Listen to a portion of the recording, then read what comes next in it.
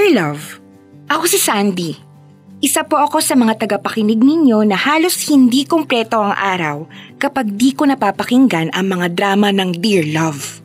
Minsan ko na ring napakinggan ang drama ninyo tungkol sa isang manugang na ginantihan ng kanyang biyenan sa hindi nito inaasahang paraan. Grabe! Kaya naman ninais ko ring ibahagi ang karanasan ko tungkol sa aking napakabait na biyenan.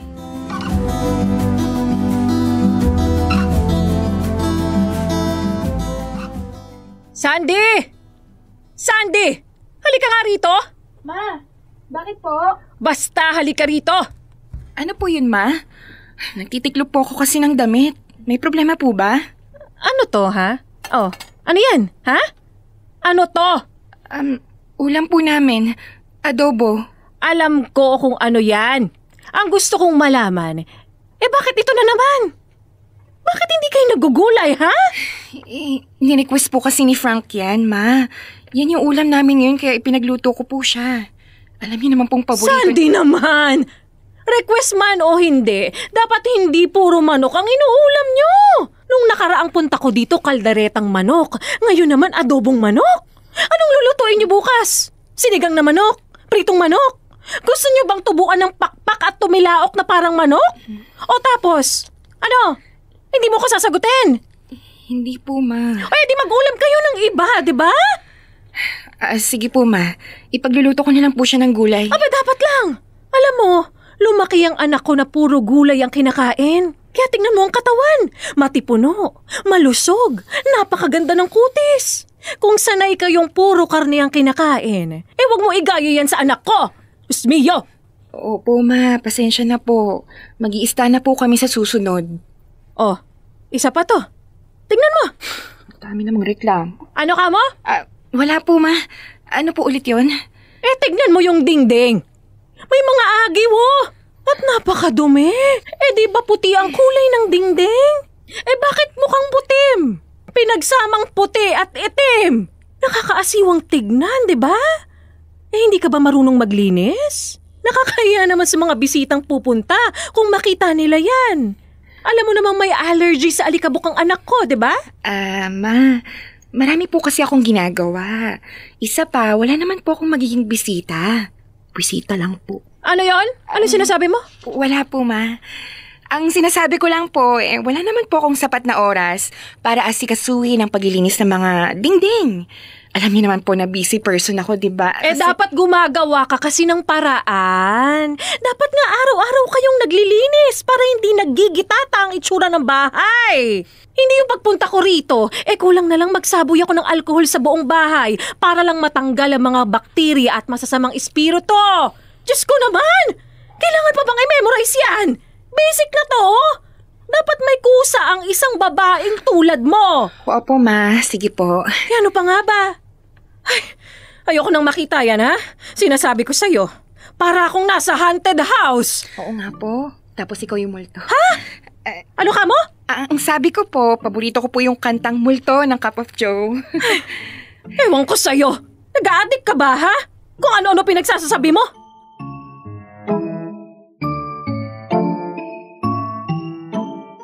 Hindi man halata pero pinipigilan kong hindi lumabas ang kamalditahan ko sa binan ko.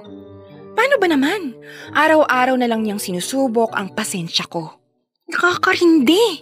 Daig pa ang silang plaka. Kahit sa maliliit na detalye sa bahay namin, talagang pinapakialaman niya. Dahil para sa kanya, siya dapat ang masusunod dahil mas alam niya ang lahat lalo na pagdating sa asawa ko. Lumipas sa mga buwan at ipinagbuntis ko na ang panganay namin ni Frank. Pero tulad ng inaasahan, nandyan na naman si Mama para magbida-bida sa desisyon naming mag-asawa. Ay, naku.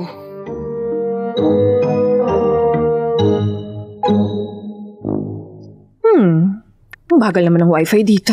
Ang hirap mag-add to cart.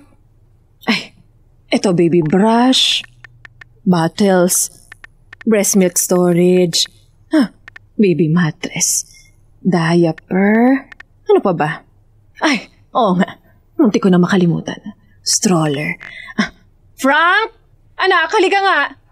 Ma, bakit po? Ano na naman yung pinagkakaabalahan nyo? Namimili lang ako sa online ng mga gamit ng apo ko. Ay, sa tingin mo ba maganda tong stroller na napili ko? Ito Tweety Bird na may pagka-kero-kero-pi, no? Ganda.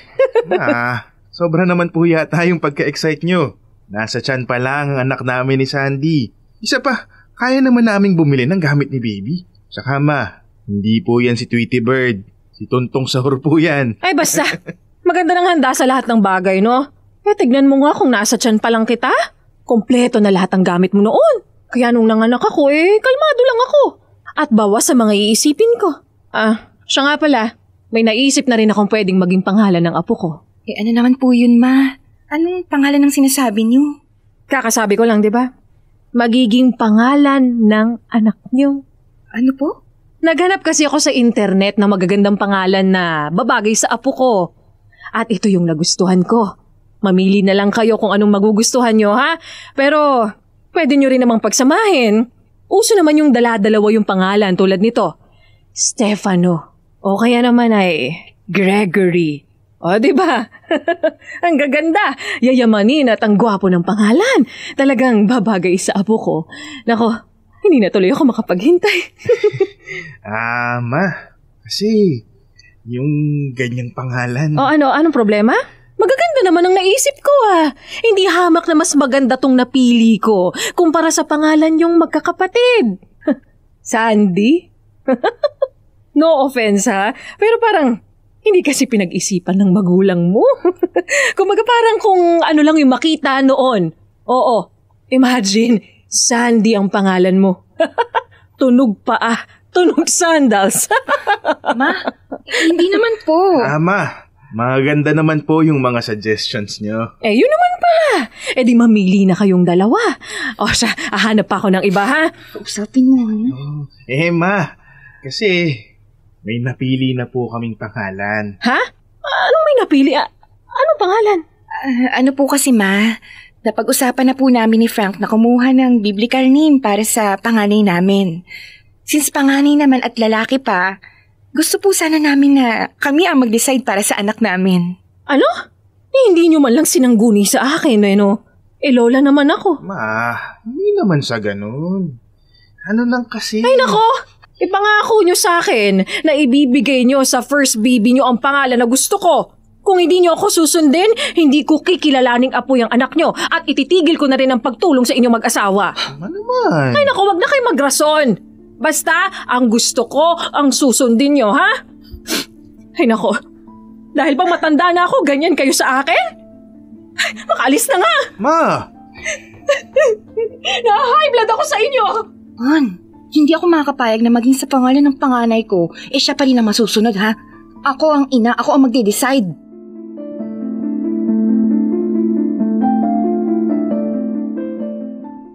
Doc, ano pong result? Okay naman po ba yung anak namin? So far, okay naman ang results ng test. Pero Mr. Viardo, ilang beses ko nang sinasabi sa inyo na iwasan yung ma-stress si Mrs. lalo pat masela ng pagbubuntis niya. Mabuti na lang nadala niyo siya agad. Kung hindi, baka may nangyari ng hindi maganda sa ipinagbubuntis ni Mrs. Pasensya na po, Doc. Alam niyo kapag stress si Mami, makakaapekto ito sa health ni baby. Maaaring maging premature si baby o kaya naman mababa ang timbang. Or worse, miscarriage. Kaya dobling pag-iingat ang kinakailangan. Opo, Doc. And ikaw naman, Mami, don't let the stress consume you. Para maging maayos ang paglabas ni baby, okay? Hindi naman siguro natin gugustuhin na mapunta sa pangit na kalagayan si baby.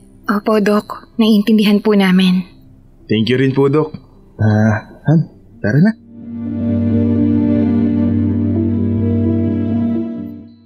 Ayos naman sana ang lahat. Supportive ang asawa ko sa pagbubuntis ko at talagang maalaga. Yun nga lang, mas nagiging mahirap para sa akin ang pakikitungo sa aking pakialamerang biyenan. Hindi ko alam pero umay na umay talaga ako sa tuwing naririnig ko ang boses ni Mama. Dahil for sure, mangingialam na naman siya.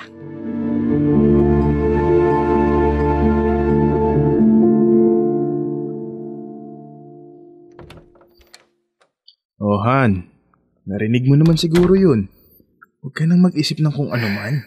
Mama mo lang naman yung nagbibigay ng stress sa akin. Han, pagpasensyahan mo na. Kilala mo naman yun. O sige, wag na natin pag-usapan. Tara na nga.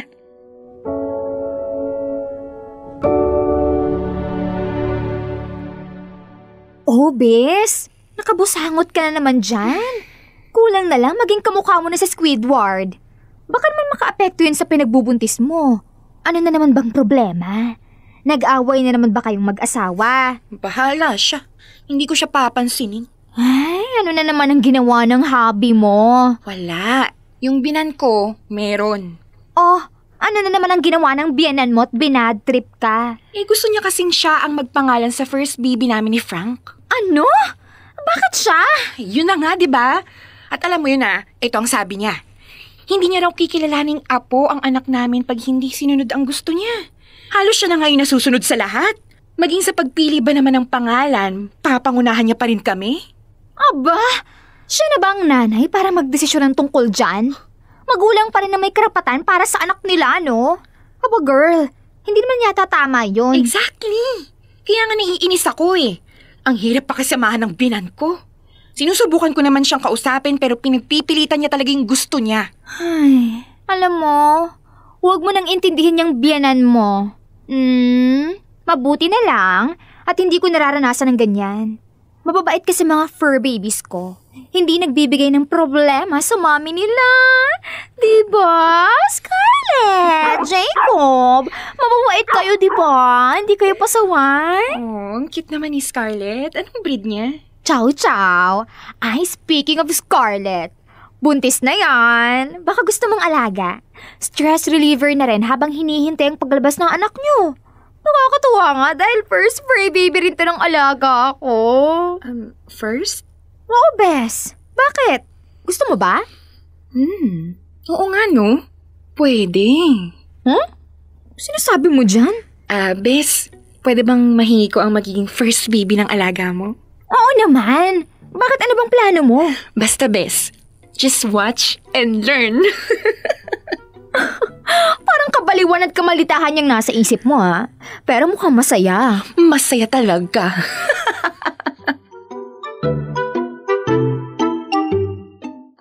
Matapos kong malaman na manganganak na rin ang alagang chow-chow ni Athena, nakaisip rin ako ng kalokohan. Maldita na kung maldita. Planong nakakatawa. Pero siguradong gagana.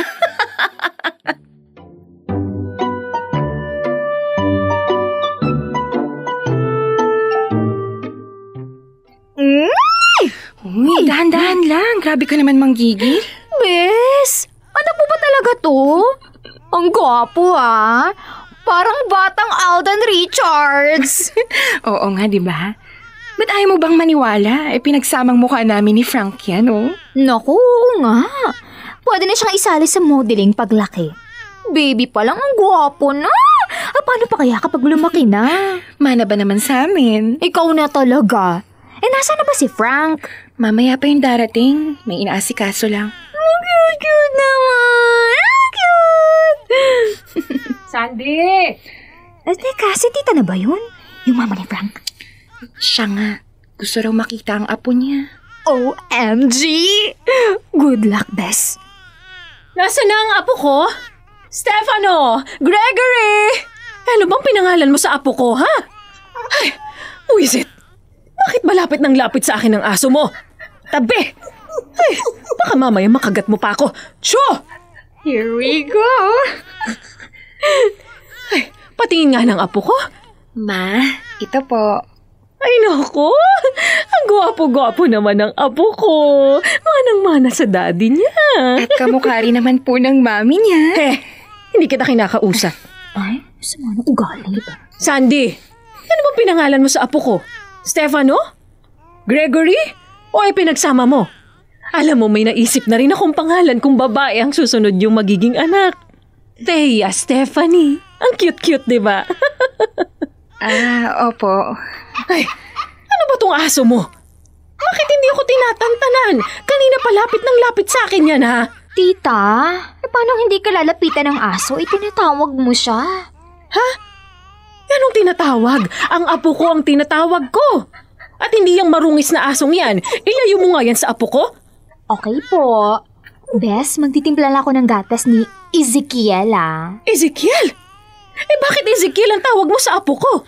Bes, timpla lang ako. Hoy, kinakausap pa kita. Ay, tita, hindi pa po ba obvious? Renz Ezekiel Connor po ang pangalan ng apo nyo. Yun po ang napagdesisyonan ng mag-asawa. Ano ka mo? Di ba't sinabi ko na ang gusto kong pangalan ng apo ko? Sandy, anong ibig sabihin nito? Sino si Stefano Gregory? Ano ba? Lumayo ka nga sa aking aso ka!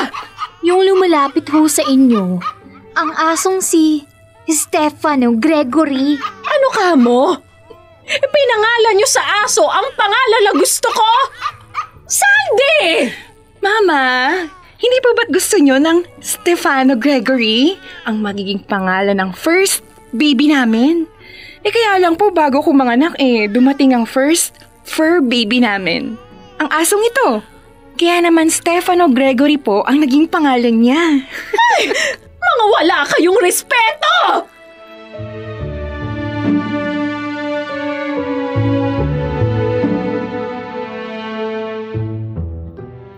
Dear love, matapos ang pangyayaring yon, agad naman akong nakipag-ayos sa aking biyanan. Nangako akong sa susunod kong anak, siya naman ang magpapangalan dito. Nagalit man sa una pero kinalaunan, hinayaan niya na lang ako. Alam kong mali ang ginawa ko pero masisisi niyo ba ako? Tao lang din naman ako, na napupuno at may hangganan. May respeto naman ako lalo na sa magulang ng asawa ko. Pero minsan lumalabas din ang sungay ko. Hindi ako nangangatwiran. Hindi ko rin sinasabing gayahin niyo ang ginawa ko. Ang sa akin lang, sana alam din ng mga tao kung paano lumugar at kung kailan dapat mangialam para mapanatili ang kaayusan.